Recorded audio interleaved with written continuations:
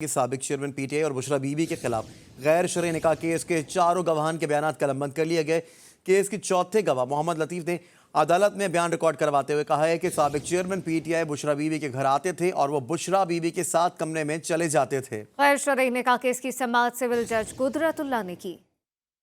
District and session court میں سابق chairman P T I اور بشرا بی بی کے خلاف غیر شرعی نکاح کیس کی سماعت۔ دوران سماعت خاور مانیکا کے گھریلو ملازم نے عدالت میں بیان ریکارڈ کرا دیا۔ چوتھے گواہ محمد لطیف نے بیان قلم بند کراتے ہوئے کہا کہ سابق chairman P T I Bushra be be کے گھر آتے تھے اور وہ بشرا بی بی کے ساتھ کمرے میں چلے جاتے تھے۔ میں کمرے میں جاتا تھا تو سابق چیئرمین پی ٹی آئی مجھے گالیاں دیتے تھے۔ مجھے دونوں کہتے تھے کمرے سے باہر چلے جاؤ۔ معزز جج نے استفسار کیا کہ کیا دونوں آپ کو کمرے میں ساتھ بٹھاتے تھے؟ جواب میں گواہ نے کہا کہ مجھے دونوں کمرے میں ساتھ نہیں بٹھاتے تھے۔ خاور مانیکا کہتے تھے جا کر انہیں دیکھو۔ عدالت نے کیس کے قابل سماعت ہونے یا نہ ہونے پر دلائل طلب کرتے ہوئے سماعت 8 دسمبر تک ملتوی کر دی۔ عدالت کیس میں چاروں گواہان کے بیانات قلم بند کروا چکی ہے۔ ڈسٹرکٹ اینڈ سیشن کورٹ میں سابق چیئرمین پی ٹی آئی اور بشرا بی بی کے خلاف غیر شرعی نکاح کیس کی سماعت۔ دوران سماعت خاور مانیکا کے گھریلو ملازم نے عدالت میں بیان ریکارڈ کرا دیا۔ چوتھے گواہ محمد لطیف نے بیان قلم بند کراتے ہوئے کہا کہ سابق chairman P T I Bushra be be کے گھر آتے تھے